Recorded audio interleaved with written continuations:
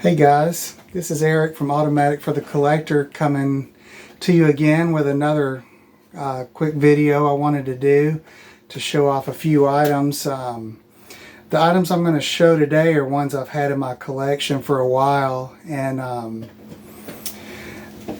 before I get to showing those, I wanted to show one piece just kind of as a current events type thing. I saw when I opened up the computer this morning, I hadn't already heard the news before this, but I heard that Dick Butkus from the Chicago Bears passed away a few days ago, and so that was news to me this morning.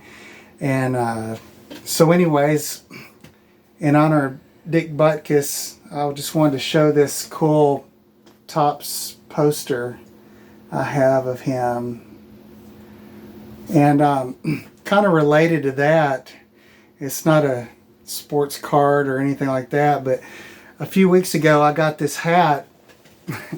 Obviously you can tell I didn't get it brand new, it's got some wear to it, but I was at a sale in our town. We have a yearly sale called Pickin' on 59, and it's kind of like a flea market antique thing that runs up Highway 59 in the area I live in. There was a guy there that had a bunch of sports related hats, actually hats of all kinds, but he just had them in boxes and selling real cheap. And anyways, I thought this was a cool hat. I had never seen this logo before for the Bears. I guess this is an old-timey logo, but I just like these fitted hats like they used to make with the cool retro themes to them. So anyways, I put that on this evening just as a tie-in to Mr. Dick Butkus for the Bears. And now, before I turn the camera around and show you the items I wanted to show in this video, I'll do a quick explanation. I'm showing some things that were kind of inspired me to show these from Dan at Old Sarge Collects. And anyways, I'll explain it after I turn the camera around, so hold on one second. Okay guys, the items I wanted to show you are some Liebig cards, and here recently Dan at Old Sarge Collects has shown some Liebig trade cards that he's got in his collection. And I sent him a comment on one of his videos, and I told him I think those are really cool. And I mentioned that many years ago I got some when I was in New Mexico visiting a relative there. And I'm sorry guys, let me scratch doing that for now. Anyways, I was at a antique mall type place, and they had this set of Uncle Tom's Cabin Liebig cards, and I had never heard of those before. And I think I got them at a really good deal back then. I don't even know how many years ago it was now, but anyways, it's a set of 6 cards, and this here is, if I can find it, card number 1 in the set, up there in the right hand corner. It gives you the card number. But I think these old trade cards are really cool, and there's all sorts of trade cards out there, not just this Liebig's. For anybody that's interested in this kind of stuff, you know, you can find all kinds of material and subjects and companies and products and themes. So anyways, I was gonna just show you this whole set I have here. Here's card number 2.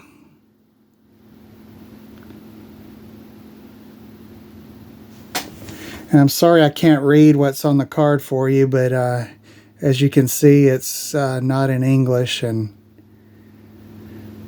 about all I can make out on the card is the card number and that it says Uncle Tom's Cabin, which I guess in this language it's Uncle Tom's Hut. We'll move on to card number 3 now. The artwork on these is just extraordinary, and I think that's why collectors like myself gravitate towards things like this, even if it's out of the realm of sports cards, is because there's an appreciation for the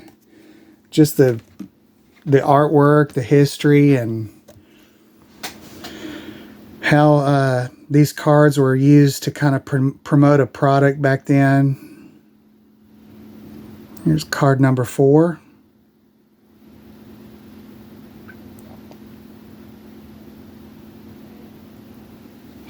The backs are pretty much the same look on each of them, and like I said, since I'm not going to be able to read any of the backs to you, I'll just show you the fronts of the last couple here.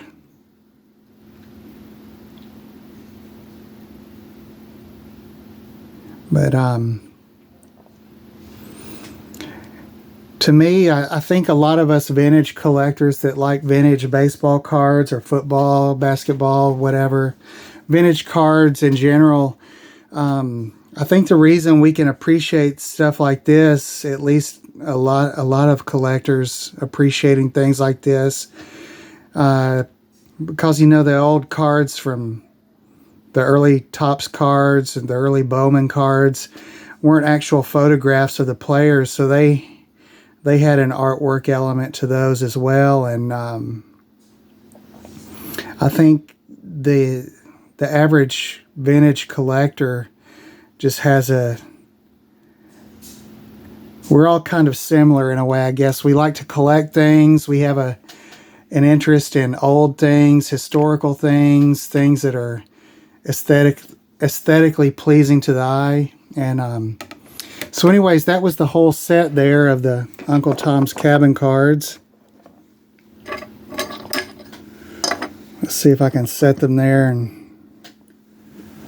without them falling over.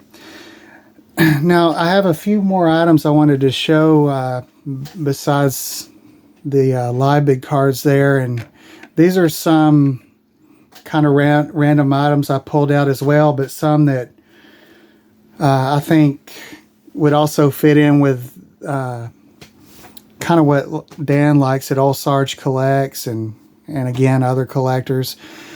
But I pulled this card out. I've been keeping this card on the shelf right behind where you see I'm doing the video here, just kind of as a display. I put random things out just to kind of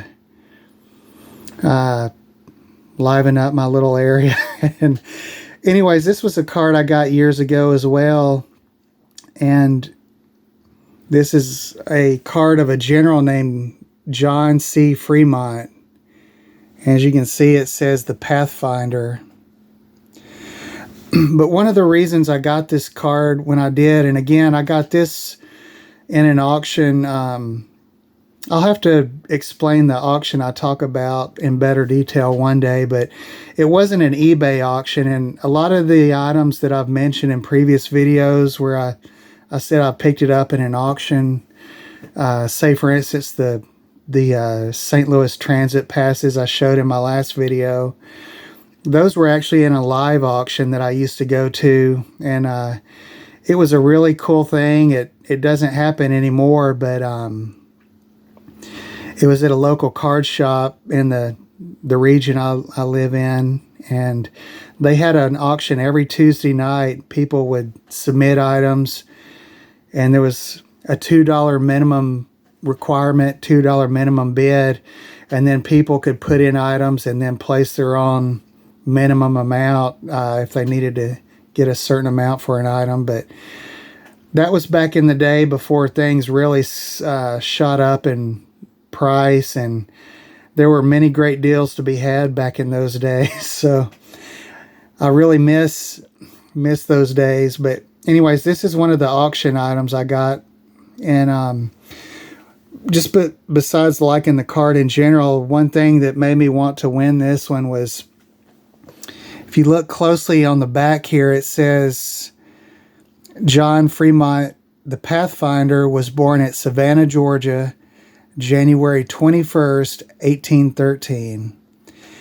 And since I'm kind of a stickler for little details, I wanted this card in particular because he shares the same birthday as I do. And January 21st. And although I may look a little old, I wasn't born in 1813. I was born in a different year. But we at least have January 21st in common as our birthdays. And he was born in Savannah, Georgia, which is, of course, from my home state. And I've been to Savannah several times in my life. I love that town. The town's just got a really cool historical feel. So anyways, that's a little something I wanted to show you there. And now I've got just a couple more things to show you. I pulled this out of the box. This was in the same box I had the Liebig cards in, and this is one of the old matchbooks, similar to the ones that some collectors show with baseball players on them, but this is one of, as you can see, Joan Crawford. And it's the full matchbook there, minus the matches themselves. But the back doesn't look too pleasant. But anyways, we got the full matchbook there, and on the front, it's really nice. So for you collectors that like movie-related stuff, there's an old film star, a really big name there.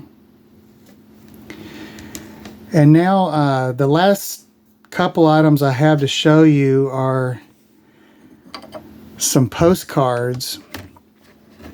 And these postcards are both of stadiums. The first one I've got for you is an old postcard of Comiskey Park in Chicago. And this is a night shot here, as you can see. But one thing I like about this card, besides just the cool stadium image on the front, is when you turn it over, this was actually mailed to someone, and the postmark on it is 1948, and you can just barely make it out. I kind of had to search for it to verify it was mailed in 1948. But before I verified that it was mailed, there's another indicator on here that it's from 1948. And somebody stuck this little sticker on there, which I've never seen anything quite like this on any other postcards I have. But there's a little sticker on the back for an egg show, the Mentone Egg Show.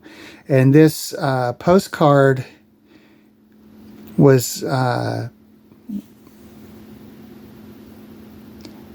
guess the person that sent it was from Mentone, Indiana. Never heard of that town before, so I'm hoping I'm pronouncing it right. But so there was an egg show, October 21st and 22nd, 1948. And I have to admit, I've been to a lot of card shows, but I've never been to an egg show. So if any of you other collectors out there hit up the egg shows and can give me any insight onto those, I might have to cut back on card shows and hit up a few egg shows here and there. And then lastly, I've got one other postcard. Since I had that one, this one was right in line with the previous one in my little box there. And I'm assuming this is maybe a minor league stadium. It's Wilmington Park, home of the Blue Rocks and Wilmington Clippers, Wilmington, Delaware. I actually like the image on this one better than the Comiskey Park postcard. Just the image itself and the view of the stands there with the people in it lit up at night and the moon in the background, and seeing the players there on the field. But I think all the stadium postcards are really cool. I might have a few others in my collection somewhere. I'd like to get more stadium postcards, but as you can see on the back of this one was never mailed. So I don't know exactly, you know, a date of this or anything. But I think these type of postcards here with a kind of I forget the term for it. It's not coming to my mind right now. I'll probably think of it after the video. But anyways, these postcards with these, you know, exceptional colors and kind of the textured look to them are generally pretty old, like maybe 30s, 40s, that era is when they made these. So anyways, those are the items I had to show you this evening, and I hope you enjoyed them. If you know of anybody that likes this kind of stuff and they wouldn't know about my channel otherwise, if you are friends with other collectors on YouTube and they're into non-sports collectibles, non-sports cards, send them my way. Sometimes I post a video and I think it's going to be a hit, and then I don't know if it's the time of day I upload it or the stars aren't aligned right or what, but I have high hopes, and then my video will have like 8 views in the first day. So it's very hit and miss. But anyways, I'm hoping to bring out more and more stuff that I think you will like and other collectors will like. So I'm not doing this to become famous and build a huge name or following or anything. More just in general, just to share things that I think people will like. So anyways, I won't ramble on anymore about that. But again, I appreciate you watching. Thanks for sticking with me. And until next time, take care.